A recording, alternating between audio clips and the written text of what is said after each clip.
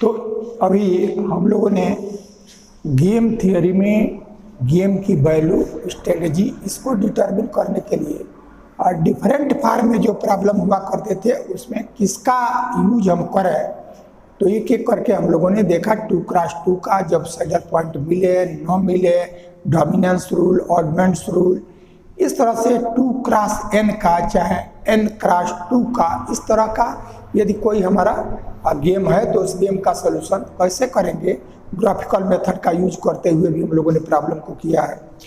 अब हमारा simplex method के हेल्प से हम लोगों को इसमें गेम कोई दिया जाए तो उसका सलूशन निकालना है। तो अब तक जो हम लोगों ने किया है उसमें सबसे बड़ा प्रॉब्लम सिंप्लेक्स मेथड से सॉल्व करना गेम थियरी का होता है। कैसे करेंगे उसके प्रोसीजर को एक क्वेश्चन हम यहाँ रखे हुए हैं कि find the optimal strategy. Optimal strategy चाहे उसी को बेस्ट स्ट्रेटजी आप समझ सकते हैं। And the value of the game, एक गेम दिया गया है, इस गेम की वैल्यू क्या होगा और उसमें स्ट्रेटजी ए के लिए क्या होगा, बी के लिए क्या होगा, ऐसा हमको डिटरमिन करना है। तो सबसे पहले कोई भी प्रॉब्लम दिया जाए तब हम उसमें देखते हैं कि उसका सैडल पॉइंट मिलता है कि नहीं मिलता है। तो सैडल पॉइंट को चेक करने के बाद ही हमको जिस मेथड का यूज करना होता है हम करते हैं। तो सैडल पॉइंट के लिए करेंगे क्या, तो अब इसका सॉल्यूशन यदि हम निकालेंगे तो सैडल पॉइंट के लिए हम क्या करते हैं कि जो हमारा मैट्रिक्स दिया गया है, जैसे यह मैट्रिक्स में यह A इसकी वैल्यू A1 A2 A3 के टर्म में और यह B इसकी वैल्यू B1 B2 B3 के टर्म में, तो यह 1 है, -1 है, 3 है और 3 है, फिर 5 है, -3 है और यह 6 है, 2 है, -2 है। ये हमारा की ऑफ मैट्रिक्स दिया गया है। अब इसमें हम क्या करते हैं कि सबसे पहले ये देखते हैं सैडल पॉइंट के लिए कि हमारा जो रो का मिनिमम है, प्रत्येक रो का मिनिमम निकालते हैं। तब इसमें हम देखेंगे कि ये -1 हमारा पहले रो का मिनिमम है। अब जो मिनिमम होता है उसको हम सर्किल में राउंड कर लेते हैं। फिर इसमें हम देख रहे हैं कि -3 यह हमारा मिनिमम, फिर इसमें देखेंगे कि -2 यह हमारा मिनिमम। तो इसमें जो मिनिमम आया वो हमारा -1, इसमें -3 और इसमें हमारा -2, ऐसा आ गया। और तब हम कॉलम में मैक्सिमम देखते हैं, तो इसमें हमारा 6 आया, इसमें हमारा 5 आया, तो ये 6 ऐसा लिखा, ये 5 इसको हम स्क्वायर में लिख लेते हैं और इसमें हमारा 3 ऐसा आ गया। तब हम क्या करते हैं कि ये देखते हैं कि कोई भी पॉइंट ऐसा नहीं कि जो सर्किल और रेक्टेंगल दोनों में हो, तब हमारा इसका सैडल पॉइंट नहीं मिलता है। और दूसरा ये और भी हम क्या करते हैं कि जो हम मिनिमम लेते हैं, यानी रो में मिनिमम लेते हैं, तो पहले रो का मिनिमम, दूसरे रो का मिनिमम और तीसरे रो का मिनिमम। अब मिनिमम में मैक्सिमम क्या है उसी को मिनिमैक्सम कहते हैं। तो जो इसमें है ये मैक्स मीन, ये मिनिमम में मैक्सिमम, तो ये मैक्स मीन ये जो हुआ वो आपका, इनमें जो मैक्सिमम है वो आपका -1 है, तो ये -1 ऐसा हमने लिया। और ये हमारा मैक्सिमम है, तो मैक्सिमम का मिनिमम लेते हैं, तो जो मैक्सिमम का मिनिमम होगा तो वो हमारा मिन मैक्स, ये मिनिमम है, तो इस मिनिमम में मैक्सिमम कौन है, वो हमारा मैक्सिमम। और यहाँ ये मैक्सिमम लिया गया, पहले कॉलम का मैक्सिमम, दूसरे का मैक्सिमम, तीसरे का मैक्सिमम, इस मैक्सिमम में मिनिमम कौन है, तब हमारा ये मिन मैक्स, ये मैक्सिमम का मिनिमम है, तो ये मिन मैक्स, तो इसकी वैल्यू हमारा आया 3, या 3। तो जब ये दोनों वैल्यू इक्वल हो जाता है तब वही हमारा सैडल पॉइंट होता है, वही हमारा गेम की वैल्यू हो जाता है। और तब ये देखते हैं कि ये हमारा पॉइंट किस रो में आया, तो वो हमारा ए के लिए बेस्ट स्ट्रेटजी, और किस कॉलम में है तो हमारा बी के लिए बेस्ट स्ट्रेटजी। तो ये वर्क हम करते हैं। लेकिन देखे हमने, तो यदि गेम की वैल्यू को भी से रिप्रेजेंट करें तब जो भी आएगा वो हमारा -1 और यहाँ से ये 3, इसके बीच ही इस गेम की वैल्यू आएगा। तो जो गेम की वैल्यू आया उसको हमने v से रिप्रेजेंट किया, और वो हमारा जो मैक्समिन है और मिनमैक्स है उसके बीच में ये हमारा लाई करता है। तब अब हमको यहाँ तक का वर्क तो पहले भी हम लोग करते रहे, अब इसके बाद से अब यही प्रॉब्लम ये सिंप्लेक्स मेथड से नहीं करता, तब हम देखते डोमिनेंस का यूज करते कि इसमें 2x2 में हम चेंज करें। वो हो पाता है कि नहीं हो पाता है वो क्वेश्चन पे डिपेंड करेगा, लेकिन हमको इसमें सिंप्लेक्स मेथड का यूज करना है, इसलिए अब डोमिनेंस की तरफ हमको नहीं जाना है।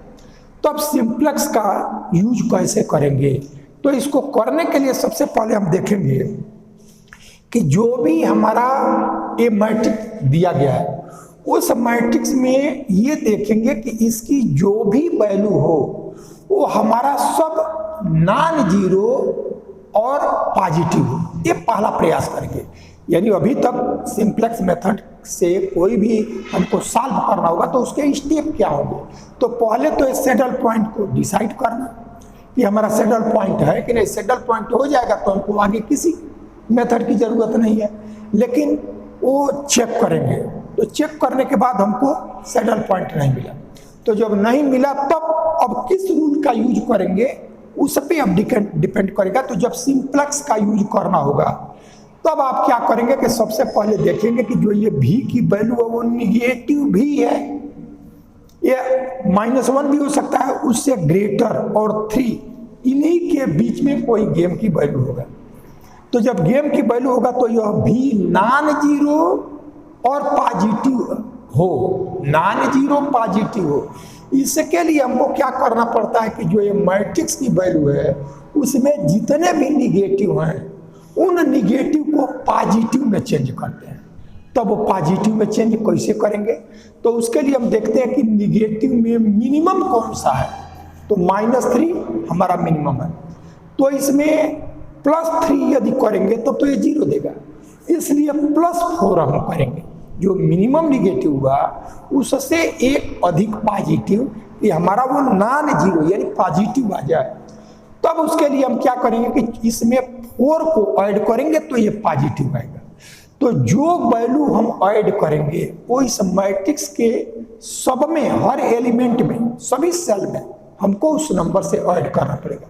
और तब गेम की जो वैल्यू आएगा, जो नया हमारा मैट्रिक्स आएगा उससे गेम की जो वैल्यू आएगा उस वैल्यू में जितना हम ऐड किए हैं उतने को सब्ट्रैक्ट कर देंगे, वो हमारा फाइनल रिजल्ट होगा। तो उसके लिए अब हम क्या करते हैं कि इसमें 4 को हर एलिमेंट में ऐड करें। तो जब ऐड करेंगे तो अब 4 को ही क्यों ऐड किया, क्योंकि 4 ही हमारा वो पॉजिटिव वैल्यू होगा मिनिमम, जिसको हम ऐड करेंगे तो ये निगेटिव समाप्त हो जाए, 0 न मिले, सब पॉजिटिव आए। तो एडिंग 4, तो उसी जिसको ऐड करते हैं उसी को रिप्रेजेंट करते हैं k से, यानी k को हमने ले लिया 4, और जो लेंगे उसी से हम सब एलिमेंट में क्या करेंगे, ऐड करेंगे। तब जब आपने ऐड किया तब आपका जो मैट्रिक्स आया इसमें 4 को ऐड किए तो 5 हो गया, ये हमारा 4 को ऐड किया तो 3, अब इसमें हमने 4 को ऐड किया तो 7, फिर इसमें 7 और फिर यहाँ से 8 और फिर ये 1, अच्छा ये 9, 4 को ऐड करना है 9, 3 + 4 7, 5 + 4 9, -3 + 4 1, 6 + 4 10 और 2 + 4 6 और -2 + 4 2, ऐसा आ गया। अब जब 4 को ऐड करके नया लिखेंगे तो इस बात को ध्यान रखेंगे कि हमारा एक कैलकुलेशन गलत ना हो, क्योंकि इसी पर आगे टोटल हमारा वर्क है। तो 1 में 4 को ऐड किया 5, -1 में 4 को तो 3, 3 में 4 को तो 7, 3 में 4 को 7, 5 में 4 9, -3 + 4 1, 6 + 4 10, 2 + 4 6 और -2 + 4 + 2, ये हमारा आ गया। तो ये पहला वर्क आपने किया कि इस मैट्रिक्स को सबसे पहले क्या करेंगे कि जितने भी निगेटिव है तो जो मिनिमम है उससे 1 प्लस करके हम सब में ऐड कर देंगे, और जो लास्ट में गेम की वैल्यू आएगा तो जितना ऐड किया उसमें सब्ट्रैक्ट कर दिया। अब ये जो हमारा मैट्रिक्स आया, इस मैट्रिक्स में अब हम क्या करते हैं कि जैसे यह ए है, यह ए, तो इस ए का जो स्ट्रेटजी है उसको हम रिप्रेजेंट कर लेते हैं x1 से, x2 से और x3 से। और यह b का जो है, b का उसको हम रिप्रेजेंट करते हैं यहाँ k = 4, b को रिप्रेजेंट करते हैं y1 से, y2 से और y3 से। इस तरह से इसकी स्ट्रेटजी को हम एडॉप्ट करते हैं। अब आप देखें ये जो x1, x2, x3 है और ये y1, y2, y3 है, ये हमारा ए का स्ट्रेटजी है और ये प्रोबेबिलिटीज होती हैं, ये भी हमारा प्रोबेबिलिटीज होती हैं। तो प्रोबेबिलिटीज का जो सम आता है वो हमारा 1 होता है। तो इसमें y1 + y2 + y3 ये भी 1 देगा, x1 + x2 + x3 ये भी 1 देगा। अब हम क्या करें, और वैल्यू हमको दोनों को निकालना पड़ेगा। b की स्ट्रेटजी के लिए हमको y1, y2, y3 ये भी चाहिए और a के स्ट्रेटजी के लिए x1, x2, x3 ये भी चाहिए। तो दोनों निकालना है। तो दोनों निकालने के लिए हम क्या करते हैं, पहले y से स्टार्ट करते हैं। अब y से क्यों स्टार्ट करते हैं, x से भी स्टार्ट कर सकते हैं लेकिन उससे क्वेश्चन आपका बड़ा होगा। क्यों बड़ा होगा, अभी हम आगे जब स्टेप आता है तो बताएंगे कि इस कारण से वो बड़ा हो जाता है। अब आप देखें ये b का हमारा यह स्ट्रेटजी y1, y2, y3 है। अब जो ये होता है वो हमारा विनिंग प्लेयर होता है, वो गेम को जीतने वाले को हम यहाँ लिखते हैं। और इसमें जो ये होता है वो क्या करता है कि उसका जो विन होता है उसको वो मैक्सिमम करने का प्रयास करता है। तो यह ए मैक्सिमम को प्रयास करता है और जो बी है वो अपने लॉस को मिनिमम करने का प्रयास करता है। तो अब हम क्या करते हैं कि जो बी का जो वैल्यू हुआ, जो गेम की वैल्यू हुआ, उसको हमने v' से रिप्रेजेंट किया, क्योंकि v तो उसको लिया गया है जिसमें हमने 4 ऐड नहीं किया था। तो इसकी वैल्यू एक्चुअली गेम की वैल्यू v, लेकिन इसमें 4 को ऐड कर दिया तो उसको v' कर दिया, यानी v से अलग जो भी लिखना चाहे हमने लिख लिया। तो हमने सपोज किया कि b की जो मिनिमम वैल्यू है उसको हमने v' से रिप्रेजेंट कर लिया। यहाँ तो जो v लिया गया है वो v वैल्यू ऑफ गेम, उसको हमने लिया है वेयर, यहाँ पे लिख सकते हैं where v is the value of game. यह गेम की जो वैल्यू है वो हमारा v है। अब यहाँ v' हम क्या लेंगे, यहाँ जो v' लेंगे वो b की जो मिनिमम वैल्यू है उसको हमने v' से रिप्रेजेंट कर लिया। तो जो ये b है वो अपनी वैल्यू को मिनिमम करना चाहता है, तो जो और ये मैक्सिमम करना चाहता है। तो ये वाले को नहीं लेंगे, ये वाले को ले सकते हैं लेकिन उससे आगे प्रॉब्लम बड़ा होगा। अब वो क्यों होगा अभी जब प्रॉब्लम आएगा तो डिस्कस करेंगे। एनीवे हमने सपोज कर लिया कि जो v' है वो मिनिमम वैल्यू ऑफ b है। तो यहाँ हमने सपोज कर लिया कि let v' is minimum value of b, ऐसा हमने ले लिया। तो अब आप क्या करेंगे, यहाँ से ये वैल्यू, इसकी जो स्ट्रेटजी हम लोगों ने y1, y2, y3 लिया है, तो प्रत्येक के लिए यानी अब y1, y2 और y3 इस तरह उसकी वैल्यू को चूज कर रहा है कि यह 5y1 प्लस 3y2 और प्लस 7y3 इसकी value less or equal v', यानी y1 और क्योंकि y1, y2, y3 वो वैल्यू जो हमको चाहिए जो इसकी जो लॉस है उसको मिनिमाइज करें। तो जब मिनिमाइज करें तो यह y1, y2, y3 की वो वैल्यू हमको चाहिए कि जो v' से लेस हो या मैक्सिमम इक्वल हो। अब वही यहाँ भी हमारा यह 7y1 प्लस 9y2 और प्लस y3 ये हमारा हो गया less or equal to we dash. फिर यहाँ 10y1 प्लस 6y2 और plus 2y3 less or equal to we dash, ऐसा हमने किया। और y1 y2 y3 ये तीनों ही हमारा स्ट्रेटजी है, तो वो हमारा प्रोबेबिलिटी होता है और प्रोबेबिलिटी का सम ऑलवेज 1 होता है। And y1 plus y2 plus y3 is equal to we dash, ऐसा हमने ले लिया। 1 इज इक्वल टू 1, ऐसा हमने ले लिया, या 1 इसका जो सम आया वो हमने 1 ले लिया। अब आप क्या करें कि जो यह वी डैश, तो अभी देखें स्टेप ए, स्टेप को ध्यान में रखें, कैलकुलेशन करते जाए। y1 y2 y3 x1 x2 x3 ये पहले से भी हम स्ट्रेटजी लिया करते थे। अब हम इसकी जो मिनिमम वैल्यू है उसको वी डैश सपोज कर लिया, और तब यह y1 y2 चूंकि b का हमने मिनिमम वैल्यू लिया है, इसलिए हमें सपोज करेंगे कि यह y1 y2 y3 जो b की स्ट्रेटजी है वो क्या रहे कि वी डैश से ग्रेटर वैल्यू हो। तो वही पहले के लिए ये 5y1 ये इक्वेशन हमने लेस देन वी डैश ऐसा कर लिया। अब हम क्या करते हैं कि इसको भी 1, इसको भी 1 और इसको भी 1 बनाते हैं। अब यह 1 बनाने के लिए क्या करेंगे, वी डैश से पहले में भी डिवाइड कर दें, वी डैश से दूसरे वाले में भी डिवाइड करें और वी डैश से तीसरे वाले में भी करें। तब यह जब करेंगे तो यह 5y1 और by we dash plus 3y2 और बाई वी डैश और प्लस यह 7y3 और by we dash a less or equal to 1, ऐसा हमने लिया।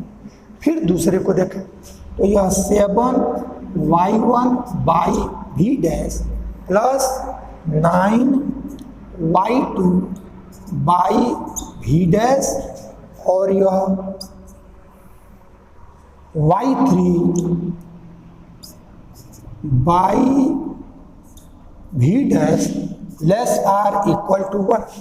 एक लाइन और लिखना पड़ेगा, तो यहाँ से 10y1 by we dash plus 6y2 by we dash और plus 2y3 by we dash less or equal to 1, ऐसा आ गया।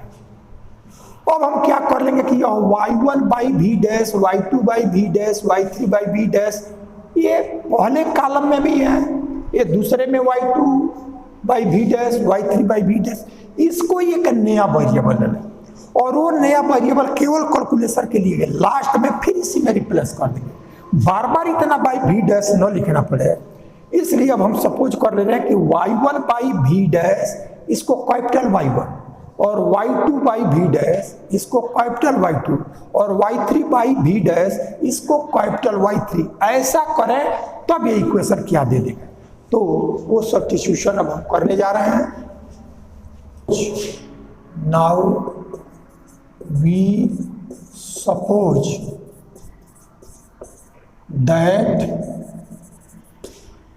y1 by we dash is equal to capital y1, y2 by we dash is equal to capital y2, y3 by we dash is equal to capital y3। ये हम substitute करें, तो जब ऐसा substitute करेंगे तब देखिए हमको क्या मिलेगा। पहला जो इक्वेशन आया तो यह 5 यह y1 हो गया 5y1 plus 3y2 plus 7y3 less or equal to 1 और फिर दूसरे में लिखेंगे 7y1 plus 9y2 plus y3 less or equal to 1 और लास्ट हमारा 10y1 प्लस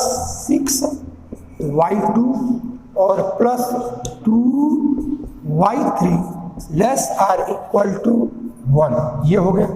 अब आप देखें कि यह जब ये इक्वेशन हमारा सब कैपिटल में आ गया है तो जो यह वैल्यू आया है y1 y2 y3 ये हमारा इक्वल टू 1 है। तो अब हम क्या करेंगे कि इसको भी हम v डैश से डिवाइड कर देंगे, इसको भी v डैश से। अब वो v डैश से हम क्यों डिवाइड कर रहे हैं? सिर्फ इसको भी कैपिटल Y1 कैपिटल Y2, क्योंकि सब में एक तरह का वेरिएबल। अब इसमें कैपिटल में ले लें और इसमें हम स्मॉल में लें एक में, तो वो दोनों दो तरह के वेरिएबल हो जाएंगे। तब हम यहाँ से क्या करेंगे, यह 1/v डैश 1/v डैश, इसमें v डैश से डिवाइड कर रहे हैं। और v डैश से डिवाइड क्यों किया? क्योंकि इसको हमको capital Y1 capital Y2 capital Y3 इसमें रिप्लेस करना है।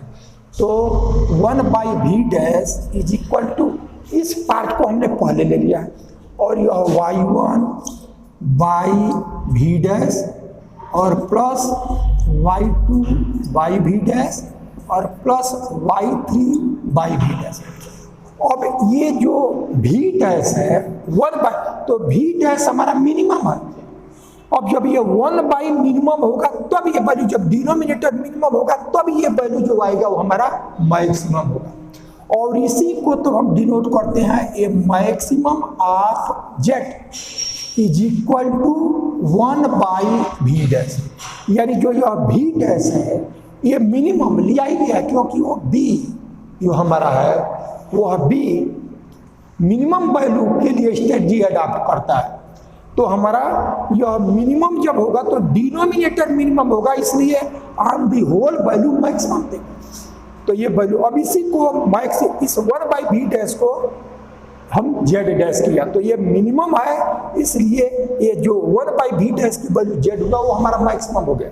तो ये मैक्सिमम, और यही value y1 plus y2 plus y3 ऐसा आ गया। अब आप देखेंगे कि जो सिंप्लेक्स मेथड से हम लोग प्रॉब्लम को सॉल्व करते हैं तो इसको सिंप्लेक्स के फॉर्म में हमने चेंज किया, यही आपका ऑब्जेक्टिव फंक्शन हो गया, ये ऑब्जेक्टिव फंक्शन हो गया।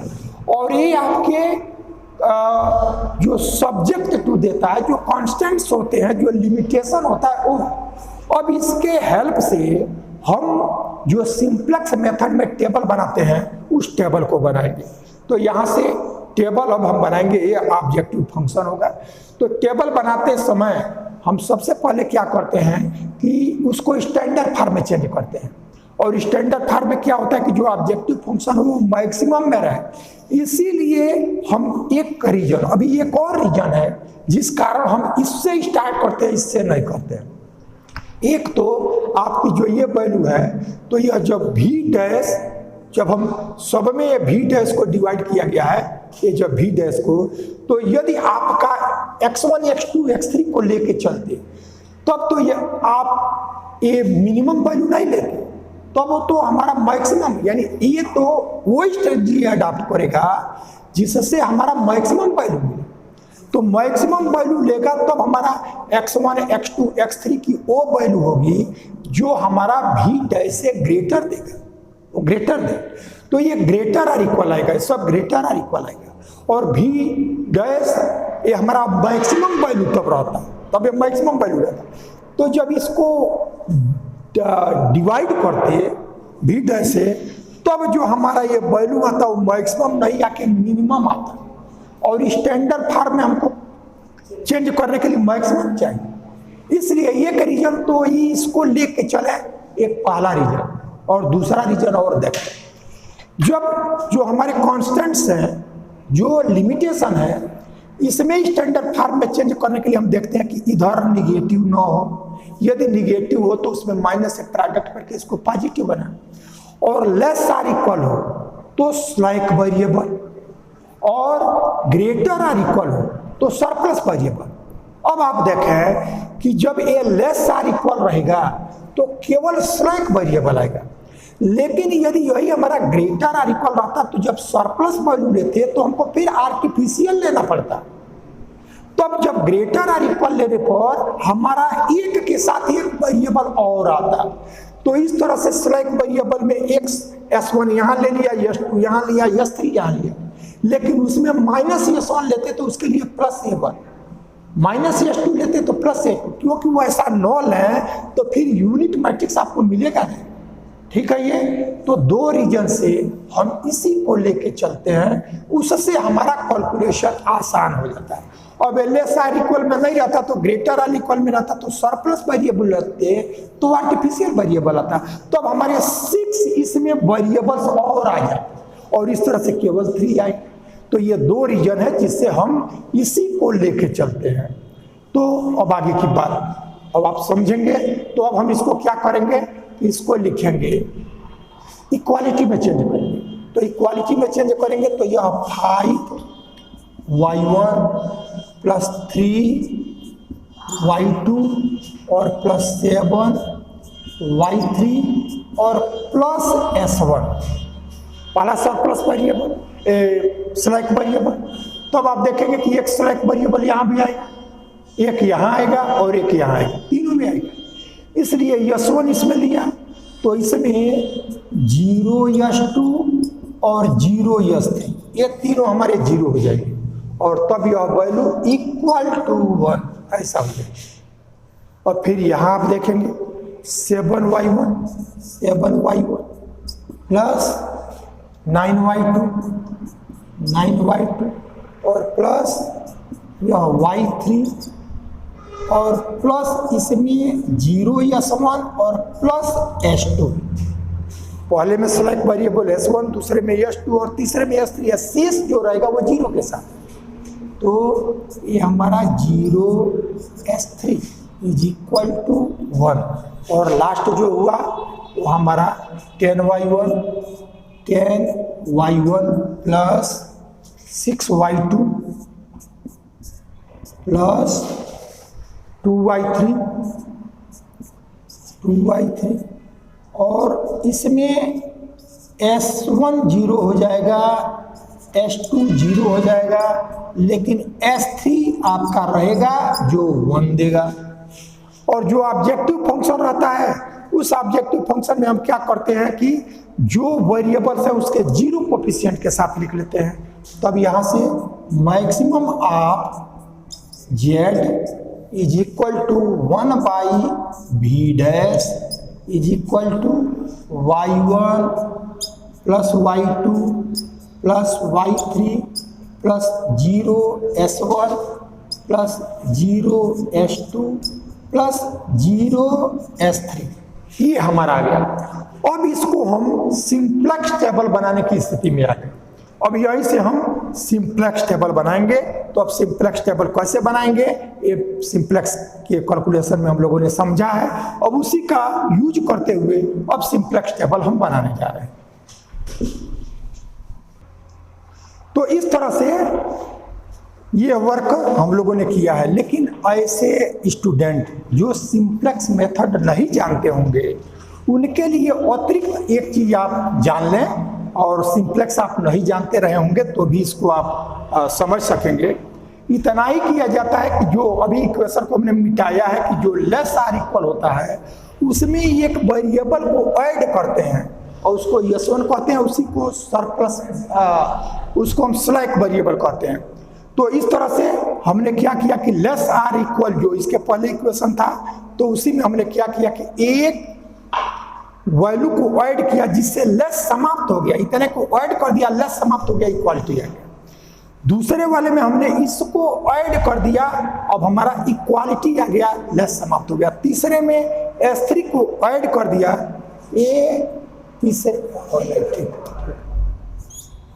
तीसरे में S3 को यानी पहले में जो लेस आर इक्वल वैल्यू थी तो लेस हट जाए तो इसमें S1 को ऐड कर दिया। दूसरे में लेस आर इक्वल में हट जाए तो S2 को ऐड कर दिया। तीसरे में लेस हट जाए तो हमारा S3 को ऐड कर लिया। अब जिसमें S1 को ऐड किया तो जो दो बचे हैं उसी को हमने 0 से लिख दिया है, सब में वही हमने कर दिया। अब यहाँ से जो वैल्यू आया है y1 plus y2 plus y3, इसमें केवल इतनी ही वैल्यू है। तो जो अतिरिक्त हमने S1 S2 लिया है उसको इसी में 0S1 plus 0S2 plus 0S3 ऐसा करके हम लिख सकते हैं। अब टेबल इसको बनाते हैं। टेबल कैसे बनाते हैं, तब हम क्या करते हैं कि सबसे पहले यहाँ लिखते हैं CJ। तो ये सी जे, तब इसी में जो वैल्यू है, जैसे y1, तब हमने वेरिएबल ले लिया y1, दूसरा वेरिएबल है y2, तीसरा वेरिएबल है y3, ये जो वेरिएबल्स है उसी को हमने लिख लिया। फिर यहाँ से s1, s2 और s3 ऐसा हमने ले लिया। अब क्या करते हैं कि इन्हीं के जो कोफिशिएंट हैं, इनके जो कोफिशिएंट हैं उनको इन्हीं के आगे हम लिखते हैं, यानी y1 के नीचे देखें ये 5 है, यह 5, इस y1 का ये 7 है, 7 लिख लिया। फिर यह 10 है, इस 10 को लिखा। y2 में 3 है, फिर यह 9 है और यह 6 है। फिर y3 में 7 है, यह 1 है और यह 2 है, ऐसा लिखा। और S1 में देखें ये 1, फिर 0 0, तो यह 1 0 0। और दूसरे में ये S2 1 है, शेष 0, तो यह 0 1 0। और तीसरे में यह 1 है, ऊपर के दोनों 0, तो यह 0 0 1, ऐसा हमने यहाँ ले लिया। और CJ में लिखते हैं इसी y1 y2 y3 के जो कोफिशिएंट है उसको, तो यह y1 इसका कोफिशिएंट है 1, तो यहाँ 1, इसमें y2 इसका कोफिशिएंट 1, और यहाँ से y3 इसका कोफिशिएंट 1, और S1 S2 S3 इसके कोफिशिएंट जो है तो हमारे 0 0 और 0। यानी CJ लिखेंगे तो उसमें हमारा जो ऑब्जेक्टिव फंक्शन, इसी को ऑब्जेक्टिव फंक्शन कहते हैं। तो ये ऑब्जेक्टिव फंक्शन के y1 के कोफिशिएंट y1 के ऊपर, y2 का कोफिशिएंट जो है उसका इसमें जो कोफिशिएंट आया उसको हमने CJ करके ऐसा लिख लिया। तो ये वैल्यू आ गई।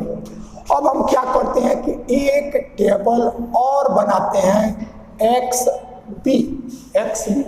अब इस XB में क्या लिखते हैं कि जो ये तीनों आपके इक्वेशन आए हैं, तो जो यहाँ रहता है तो यह 1 है, ये भी 1 है, यह भी 1 है।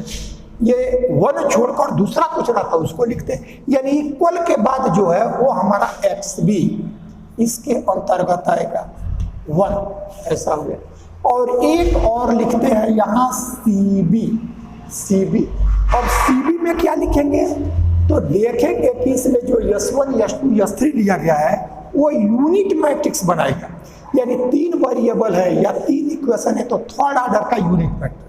थर्ड ऑर्डर में क्या है कि पहला रो पहला कॉलम 1 हो, शेष 0 हो, दूसरा रो दूसरा कॉलम ये 1 हो, शेष 0 हो, तीसरे में तीसरा रो, तो ये हमारा यूनिट मैट्रिक्स है। तो यूनिट मैट्रिक्स में देखेंगे कि फर्स्ट रो फर्स्ट कॉलम में 1 क्या आया, तो उस वेरिएबल को यहां लिखते हैं। तो ये हमारा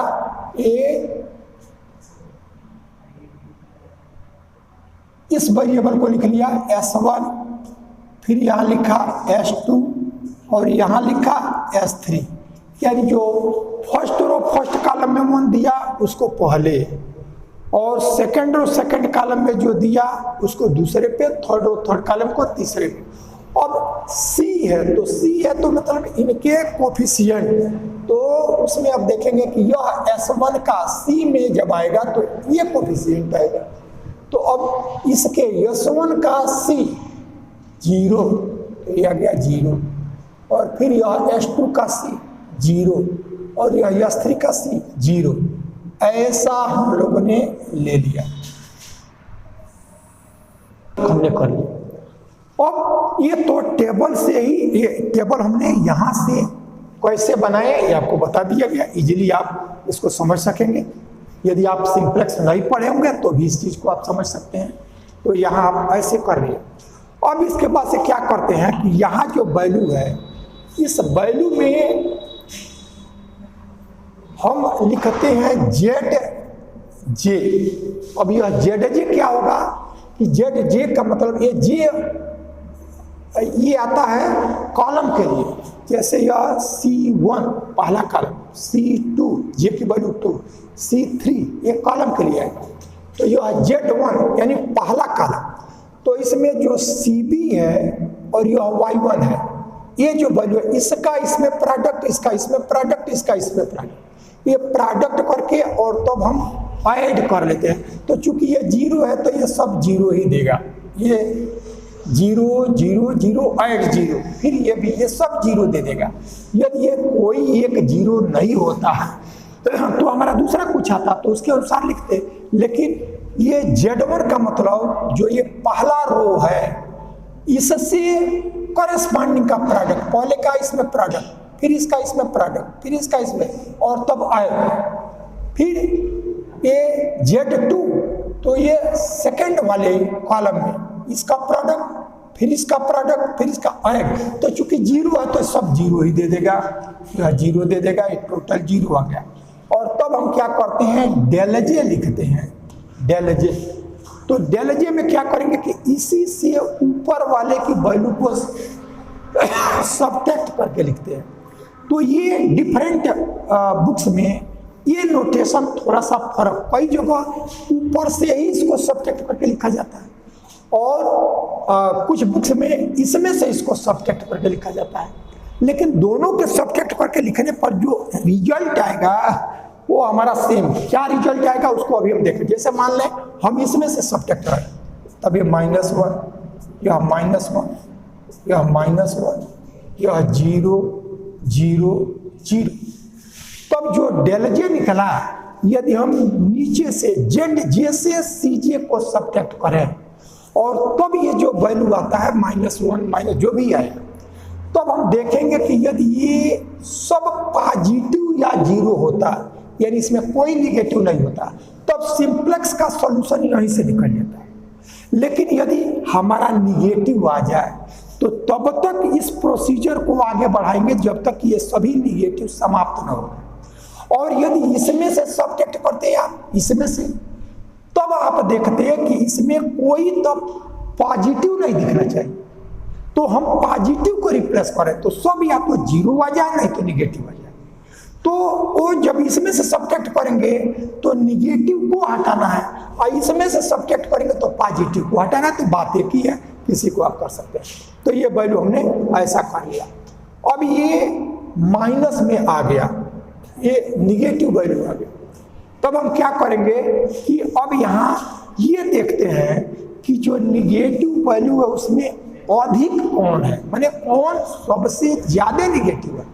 तो संयोग से इसमें तीनों इक्वल है, तीनों ही -1 है। तब जब तीनों इक्वल आ जाए तब हमें देखेंगे यहाँ कि इसमें किसको ले कि कैलकुलेशन हमारा थोड़ा इजी आ जाए।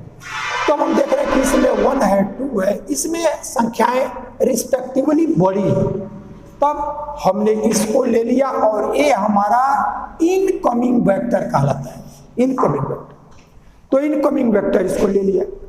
तब हमारा इनकमिंग वेक्टर किस पे डिपेंड करता है कि ये जो वैल्यू आवे उसमें मैक्सिमम निगेटिव हो, तो मैक्सिमम निगेटिव ये सब इक्वल ही आ जाए, तब हम उनमें से किसी एक ऐसे को लेंगे जिससे कैलकुलेशन हमारा जिसकी वैल्यू छोटी हो। तो इसको हमने ले लिया है। अब इसको ये जो लिया उसी को हम इनकमिंग वेक्टर कहेंगे। अब इनकमिंग वेक्टर का क्या रोल है, तो अब इसी के हेल्प से टेबल को आगे बढ़ाते हैं। यानी ये हमारा निगेटिव है, ये टेबल तब तक आपका आगे बढ़ेगा जब तक यह निगेटिव समाप्त न हो जाए। तो अब अगला टेबल कैसे आएगा, तो उसके लिए क्या करते हैं कि जो इनकमिंग वेक्टर होता है इसी से मिनिमम रेशियो, यहाँ अब अगला कॉलम आएगा मिनिमम रेशियो। अब यह मिनिमम रेशियो क्या है, तो जो आपका इनकमिंग वेक्टर होगा उससे XB को डिवाइड करेंगे। तो जब डिवाइड करेंगे तो यह 1/7 है, 1 है 7, 1/7, यह 1/1 और यह 1/2, 1/2। और देखेंगे कि तीनों में मिनिमम कौन है, इसीलिए इसको मिनिमम रेशियो कहेंगे। तो 1/7 मिनिमम है, तो ये हमारा आ गया मिनिमम, ये मिनिमम ऐसा होगा। तब जो मिनिमम आया उसी रो को लें, यानी इस रो को लें, और जो ये इनकमिंग वेक्टर है तो देखेंगे ये रो किस एलिमेंट को इंटरसेक्ट कर रहा है, यही हमारा की एलिमेंट कहलाता है। एक की एलिमेंट। तो पहला, जब हमारा ये सब पॉजिटिव या जीरो ना हो, निगेटिव भी रहे, तो निगेटिव को हटाने के लिए अगला टेबल बनाना पड़ता है। और अगला टेबल के लिए क्या करते हैं कि जो मैक्सिमम निगेटिव हो उसके सामने का जो कॉलम होता है वो इनकमिंग वेक्टर होता है, और इनकमिंग वेक्टर से जो यह यक्स भी है उससे प्रत्येक एलिमेंट को डिवाइड करें, और डिवाइड करेंगे तो देखेंगे इसमें मिनिमम कौन आया, तो जो मिनिमम आया उसी के सामने के रो को लाना है, और इनकमिंग वेक्टर को जहां इंटरसेक्ट करेगा वही हमारा की एलिमेंट कहलाएगा। तो जब की एलिमेंट मिल जाता है तब आगे का जो कैलकुलेशन है उसका रिजल्ट निश्चित है। अब करेंगे क्या, उसके लिए इस पर हमको विचार करना है। इसको जो की एलिमेंट है उसको 1 बनाना पड़ता है, और शेष को 0, इसको 1 बनाएंगे, इसको भी 0 और इसको भी 0, ऐसा बनाएंगे। तो यह बनाने के लिए करेंगे क्या कि यदि यह 1 नहीं है तो 7 से टोटल को डिवाइड करेंगे। तो जब डिवाइड करेंगे तो देखेंगे कि यह CP को नहीं लिखते। ये CP को क्यों नहीं लिखेंगे, अभी अगले स्टेप पे आपको हम डिस्कस करेंगे। ये डिवाइड करेंगे यहाँ से यक्स भी से, तो ये 1/7, 1/7, ये 5/7, यह 3/7, तो ये 1 आया। अब इसमें 1/7, 1/7, यह 0 और यह भी 0, ऐसा आ गया। तो जो की एलिमेंट है उसको 1 बनाते हैं, और उसके बाद से उसके नीचे वालों को 0 बनाएंगे। तब देखें इसको 0 बनाने के लिए ये जो 1 है और यह 1, ये दोनों इक्वल आ गए। तब इसमें से इसको सब्ट्रैक्ट करके लिखें, तो इसको 0 लाना है तो ये 1 आ गया, और यह 1 है, इसको 0, यानी इसको इसमें से सब्ट्रैक्ट करके लिखें तो 0 आ जाएगा। तो जो वर्क यहाँ करना पड़ेगा वो इस सब में करना पड़ेगा। तो यानी इसमें से इसको सब्ट्रैक्ट करके लिख रहे हैं, तो यह 1 से 1/7, इसको सब्ट्रैक्ट करके लिखिए, तो ये 6/7, 6/7, और यह 7 से ये 5/7, इसको सब्ट्रैक्ट करें तो 7 - 5/7, तो 44/7, ऐसा है। अभी हमारा ये 9 है और यह 3/7, तो 66/7,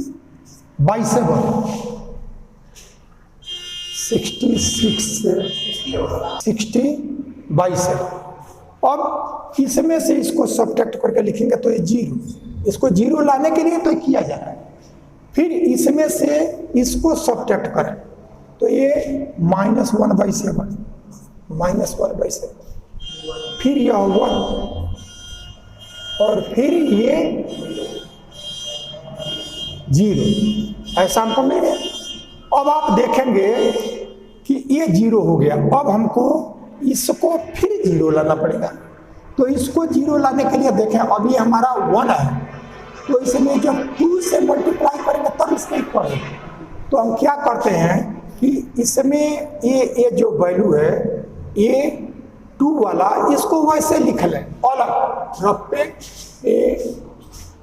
यहाँ से यह आपका अलग लिख लें जो है 1 10 6, ये 1 10 6, 1 10 6, 2 0 2 0 0 1, ये हमने लिख लिया।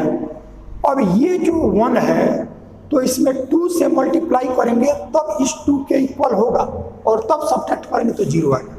तब इसमें 2 से मल्टीप्लाई करें तो 2/7, 2/7, 10/7, और यह 6/7, फिर यह 2, फिर यह 2/7, और फिर यह 0, और फिर यह 0, ऐसा आ गया। अब इसमें से सब्ट्रैक्ट, चूंकि इसी को 0 बनाना था तो हमने इक्वल बना दिया। अब इसमें से सब्ट्रैक्ट, हमेशा जिसको लिखना होता है उसी में से सब्ट्रैक्ट ऐड करते हैं। तो लिखना इसको है, इसलिए इसमें से सब्ट्रैक्ट ऐड होगा, तो इसीलिए इसको ऊपर लिख लिया गया। अब यह 1 से 2/7, तो 5/7 ये आ गया हमारा 5/7 ये आया। अब इसमें ये हमारा 60/7 और फिर ये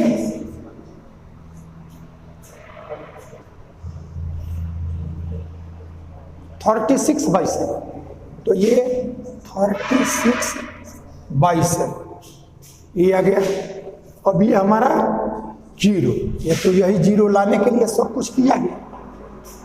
अब ये -2/7 और यह 0 और यह 1 ऐसा आ गया।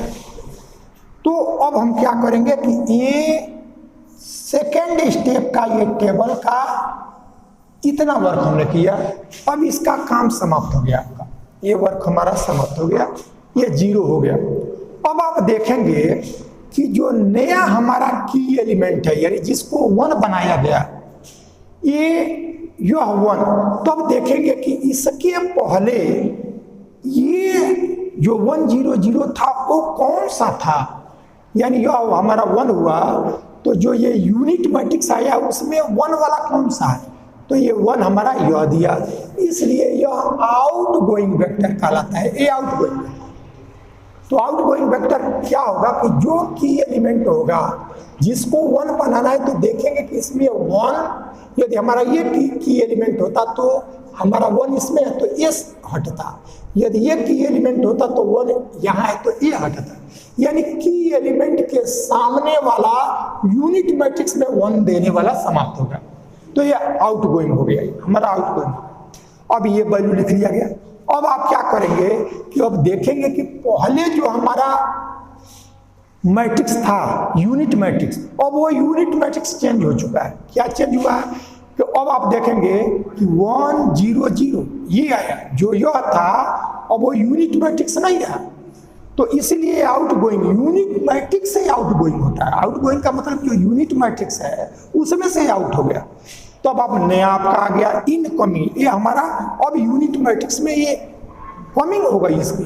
तो देखेंगे सबसे पहले ये 1 0 0, तो यह 1 है y3 का, तो अब ये वेरिएबल लिखेंगे y3, ये y3।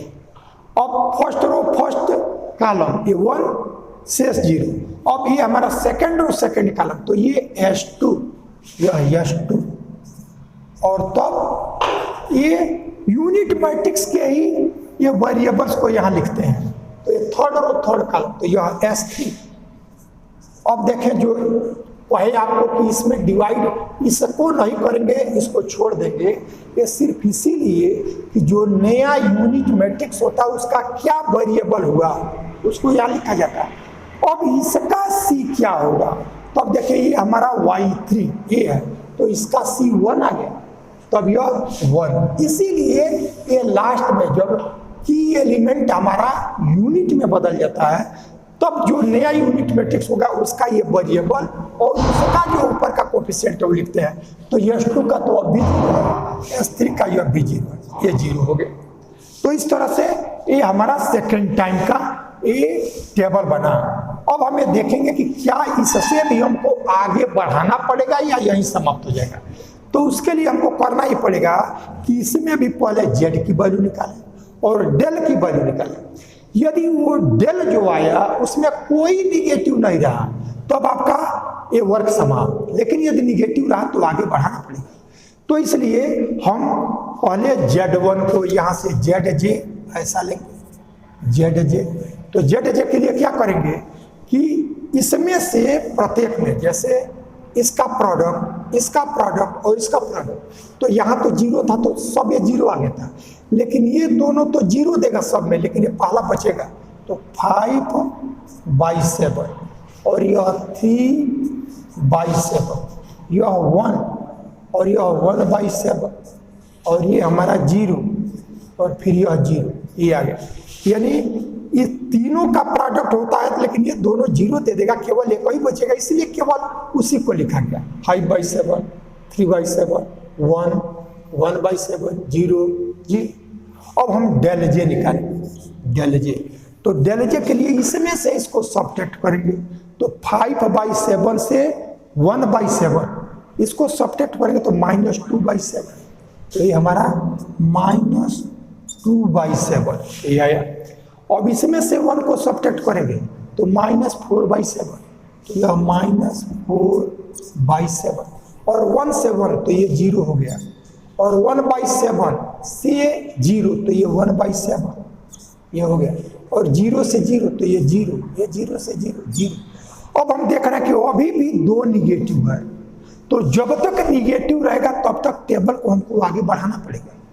तब फिर आगे बढ़ाएंगे, तो आगे बढ़ाएंगे तो देखेंगे कि इसमें मैक्सिमम निगेटिव कौन सा है। तब देखें ये 2/7 है और ये 4/7 है, तो निगेटिव में जिसमें जो वैल्यू बड़ी रहेगी तो माइनस करेंगे तो उतना निगेटिव में उतना छोटा आएगा वैल्यू, तो ये हमारा ये ज्यादा निगेटिव ही है, तो ज्यादा निगेटिव है, तो इसके सामने का ये हमारा इनकमिंग वेक्टर जो मैक्सिमम निगेटिव देगा उसी के सामने का, तो ये केवल 2/7 है और ये 4/7 है, तो ज्यादा निगेटिव है, छोटा निगेटिव है, तो ये वैल्यू आ गया। अब हम क्या करेंगे कि जब इनकमिंग वेक्टर आ जाए तो इनकमिंग वेक्टर क्यों निकालते हैं, मिनिमम रेशियो के लिए, और मिनिमम रेशियो जो मिनिमम देगा उसी के सामने से की एलिमेंट मिलेगा, तो जब की एलिमेंट मिलेगा तो अगला टेबल उसी से होगा, की एलिमेंट को 1 बनाना है और उसके शेष जो होंगे उसको 0 बनाना, तो यही हमारा प्रोसीजर होता है।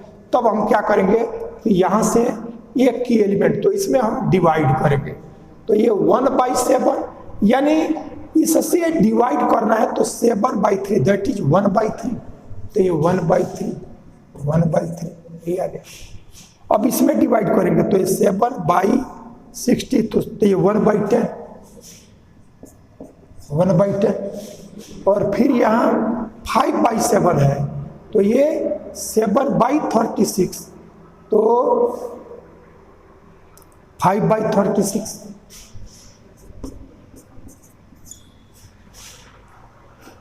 ये हमने यहाँ किया। तो अब इसमें देखेंगे कि हमारा मिनिमम रेशियो कौन है, मिनिमम कौन है, तो आप देखेंगे कि ये 36 है और ये 3 है, तो ये 12/36 होगा, तो यानी इन दोनों में तो ये छोटा हुआ, और यदि ये 10 है और ये 36 है, तो यदि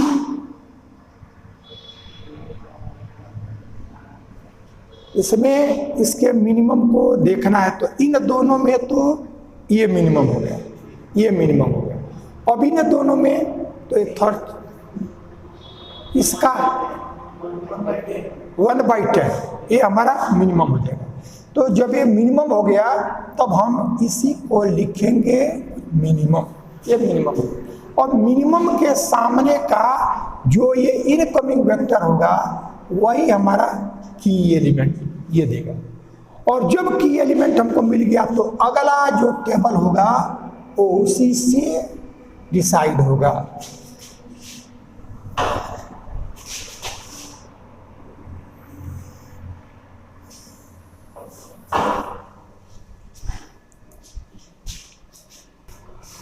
चलिए देखिए यहां तक आप लोगों ने किया है एक अब देखें इस क्वेश्चन में हम लोगों ने एक कैलकुलेशन मैंने करके लिखा है, कैसे लिखा जाएगा इसको मैं समझा दे रहा हूं आपको।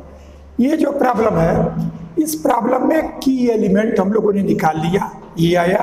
अब इसमें क्या करेंगे कि 60/7 से डिवाइड करें या 7/60 से मल्टीप्लाई कर दें।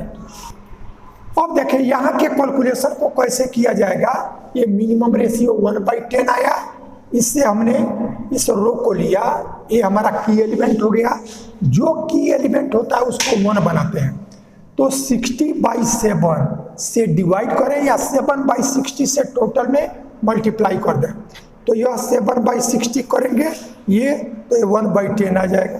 ये 7/60 करेंगे तो ये वैल्यू आएगा, 7/60 करेंगे यह 1 आ जाएगा। यानी सब में 7/60 से मल्टीप्लाई कर दें या 60/7 से डिवाइड करें तो हमको यह 1 मिल जाएगा और ये नंबर्स मिल जाएंगे। इसको कैलकुलेट करके आप देख लेंगे। वीडियो बहुत बड़ा होता जा रहा था इसलिए मैंने इसको कैलकुलेट करके यहाँ रख दिया है, ये वैल्यू आप कर लेंगे।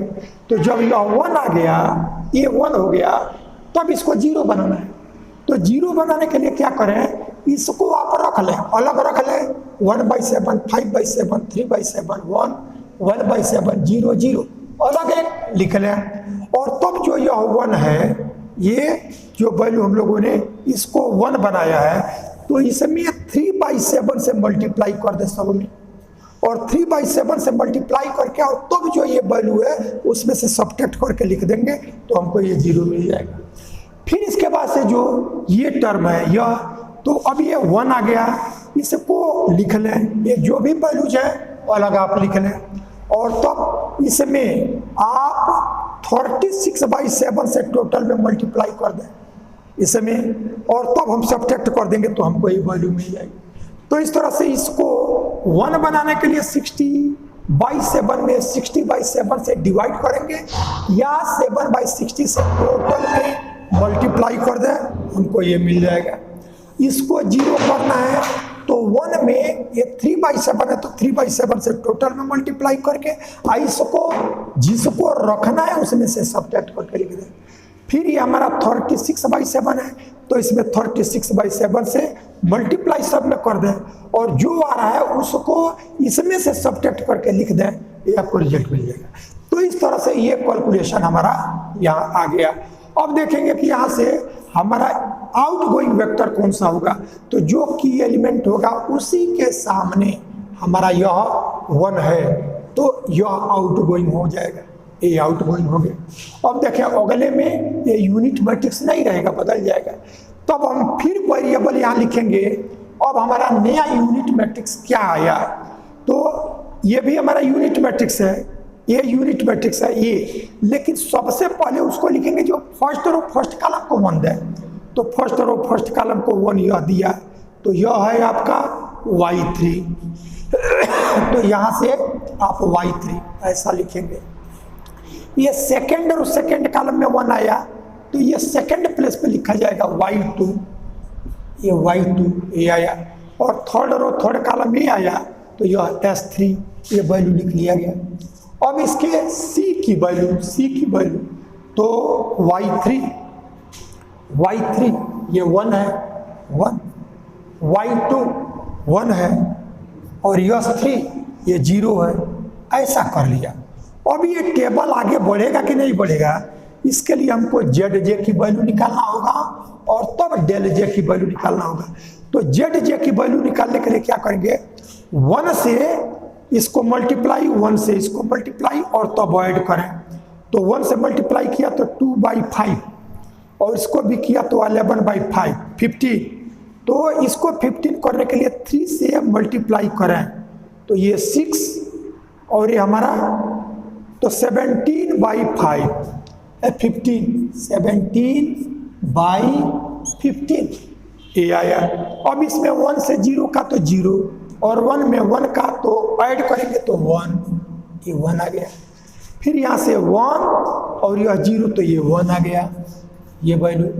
फिर इसमें 1 से तो 3/20 और ये -1/60 और ये 0। अभी इन दोनों को ऐड करना है तो ऐड करेंगे तो ये हमको 9/60 होगा, 9/60 और 9 से 1 सब्ट्रैक्ट हो जाए तो 8/60, ये 8/16 उसको आप और जैसे हमारा 8/16 है तो इसको आप चाहें तो 4 से कैंसिल कर सकते हैं तो 2 और ये 15 तो 2/15 हो गया। तो यहाँ आपका 2/15 ऐसा आ गया। अब इसमें फिर ये हमारा 1 और यह 1 और ये 0 इन दोनों का ऐड तो ये वैल्यू आएगा 3/16 माइनस में और ये है 7 तो ये 4/16। तो 4/16 का मतलब 1/15 1/15 कैलकुलेशन को देख लेना है ठीक से। फिर ये 0, ये हमारा 0 आ गया। तो इस तरह से हमने ZJ की वैल्यू निकाले। अब ZJ के बाद डेल जे, तो डेल जे के लिए क्या करेंगे, इसमें से सब्ट्रैक्ट करेंगे। तो 17/15 1 सब्ट्रैक्ट करें तो हमारा 2/15, तो ये आ गया 2/15 ऐसा हुआ।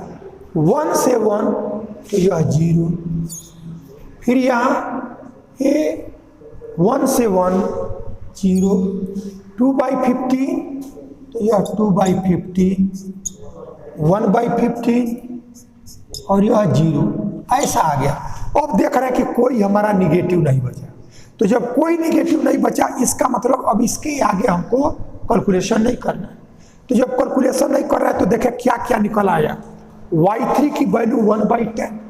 अब हम ऊपर वाले पार्ट को मिटा रहे हैं और तब आगे कैलकुलेशन हम, तो y3 की वैल्यू 1/10, यही हमारा xb की जो वैल्यू होता है। तो y3 ये आ जाएगा यह 1/10 और यह y2 ये वैल्यू भी 1/10 ये है। और S3 तो यस को हमको नहीं निकालना, हमको तो स्ट्रेटजी निकालना है y1 y2 y3। तो जो इसमें नहीं रहता वो वैल्यू 0। इट मीन्स यहाँ से ये जो y2 आया, ये y1 हमारा वह 0 हो गया। तो ये वैल्यू y1 y2 y3 ऐसा कर लिया। अब यहाँ हम z की वैल्यू निकालते हैं। तो इसी में जो z की वैल्यू होती है वो हमारा x ये CP/XB, यानी ये CP है, तो इसका इसमें प्रोडक्ट करके ऐड, तो यह 1 × 10 1/10 होगा, प्लस 1/10 और प्लस यह 0, यानी ये वैल्यू जो आ गया वो 2/10 दैट इज 1/5। तो हमारा z की वैल्यू आ गया 1/5, z की वैल्यू 1/5। तो यहाँ से z = 1/5 ऐसा निकालिए। तो अब देखिए y1 निकल आया, y1 नहीं दिया था तो जो नहीं दिया है वो 0, y2 निकल आया, y3 निकल आया। अब आप देखेंगे कि x1 x2 x3 ये कैसे निकलेगा। तो जो आपका यहाँ S1 लिखा गया है डुअलिटी से ये रिजल्ट आता है, जो यहाँ x1 आएगा S1 S2 S3, तो ये S1 का जो कोफिशिएंट आएगा यहाँ वो कैपिटल X1 देगा, क्योंकि ये सब कैपिटल में निकल रहा है। तो कैपिटल X1 ये देगा। तो यहाँ से कैपिटल X1 यह वैल्यू 2/15 ये हमको कैपिटल X2 यानी S1 के नीचे जो आएगा, और कौन सी वैल्यू, जब कोई निगेटिव न बचे, तब डुअलिटी से जो हमारा S1 की का जो कॉलम में सबसे जो नीचे आएगा जो डेल की वैल्यू, वही हमारा X1 देगा X1, और ये दूसरा हमारा S2 के नीचे का X2 देगा X2। तो ये वैल्यू 1/50 और ये हमारा x3 दिया, ये x3। तो इस तरह से निकालेंगे एक, और दूसरा हमारा यहाँ से निकल जाएगा। तो ये डुअलिटी से आता है रिजल्ट। तो ये वैल्यू हमको यहाँ से मिल गया। अब आप देखेंगे कि जो इसमें हमको capital X1 capital X2 capital X3 नहीं दिया है, ये small x1 small x2 small x3, और capital Y1 capital Y2 capital Y3 भी नहीं है। तो हमने कैपिटल Y1 को क्या लिया है, कैपिटल Y1 को लिया था small y1 by v dash, और v डैश आपका क्या है, v डैश हम लोगों ने लिया है कि 1/v dash is equal to z, 1/v dash को ही z लिया गया। तो यहाँ से चूंकि z आपको मालूम है, तो यहाँ से v डैश इसकी जो वैल्यू आया, यानी इसी z को 1/5 करेंगे तो v डैश की वैल्यू 5, v डैश 5 आया। तो v डैश 5 आया, और आपको यहाँ y1 ये वैल्यू निकालना है, y1 ये y का यहाँ लिखा है स्मॉल y1 y2 y3 ये लिया गया है, तो यह y1 is equal to small y1 by V dash, y2 is equal to small y2 by V dash, ये सब्स्टिट्यूशन किया जा चुका है। और यह y3 is equal to small y3 by V dash.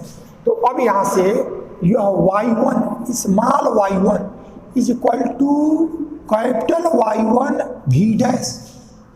अब यह कैपिटल Y1 ये आपका यहाँ से वैल्यू है 0, तो यह वैल्यू 0 ये आ गया। अब यह स्मॉल यहाँ से y2 इज इक्वल टू भी डैश कैपिटल Y2 या भी डैश 5, और ये y2 की वैल्यू 1/10 यानी ये आ गया 1/2। और फिर ये y3, तो ये small y3 is equal to y3 भी डैश, तो यह y3 कैपिटल में आया है 1/10 और भी डैश 5, यानी ये वैल्यू भी 1/2 ऐसा आ गया। तब हमने देखा कि यह भी डैश ये वैल्यू निकाल लिया गया भी डैश, और small y1 small y2 small y3 ये small y1 by V dash ये बार बार न लिखना पड़े डिनोमिनेटर में भी डैश, इसलिए उसको कैपिटल Y1 ले लिया गया था, और जो वैल्यू मिला वो हमारा कैपिटल में मिला है। तो अब यहाँ से हमको क्या आया, a strategy of B, a small y1 small y2 small y3, तो small y1 0, small y2 1/2, small y3 1/2, तो ये आ गया। अब हमारा ए का निकालना होगा, तो ये जो रिजल्ट आएगा कैपिटल के लिए कैपिटल ही देगा। तब यहाँ से ये x1 इसका मतलब small x1 by V dash यह आएगा, ये हमारा आएगा कैपिटल x1। तो यह x1 इज इक्वल टू भी डैश वही आपका 5, और x1 यह 2/15, तो ये आ गया x1 इज इक्वल टू 2/3, ये x1। ऐसे ही x2 की वैल्यू भी डैश कैपिटल x2, तो भी डैश 5 और इंटू कैपिटल x1 बाई 15, तो यह small x2 is equal to 1/3।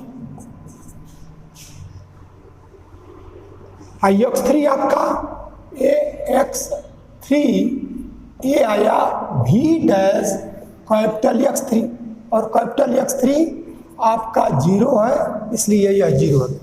तो x1 x2 x3 ये वैल्यू हम लोगों ने निकाल लिया, भी डैश निकाला गया है। तो भी डैश हमारा क्या था, वैल्यू ऑफ गेम ऐसा लिखा गया था, लेकिन जो भी डैश है वो एक्चुअली वो 4 को ऐड किया था, इसलिए अब 4 की वैल्यू को सब्ट्रैक्ट करेंगे।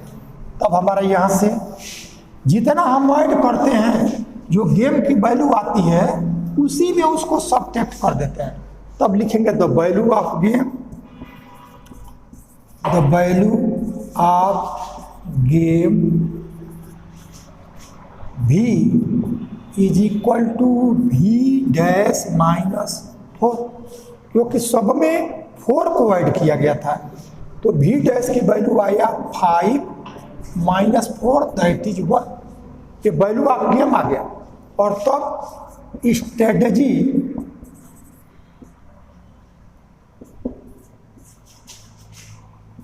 For a is equal to x1 है 2/3, x2 1/3 और x3 0, और स्ट्रेटजी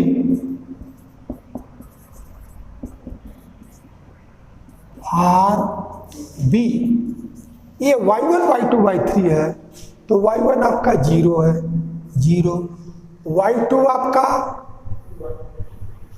1/2 और y3 1/2, तो ये हमारा स्ट्रेटजी हो गया, और वैल्यू ऑफ गेम ये हमारा 1 आ गया। तो इस तरह से हम लोगों ने इस सिंप्लेक्स मेथड से कैसे इस प्रॉब्लम को सॉल्व करेंगे वो हम लोगों ने समझा। उसको एक बार आप रिवाइज करके उसको समझ लेंगे। एक प्रॉब्लम इससे रिलेटेड और आपको करेंगे नेक्स्ट वीडियो।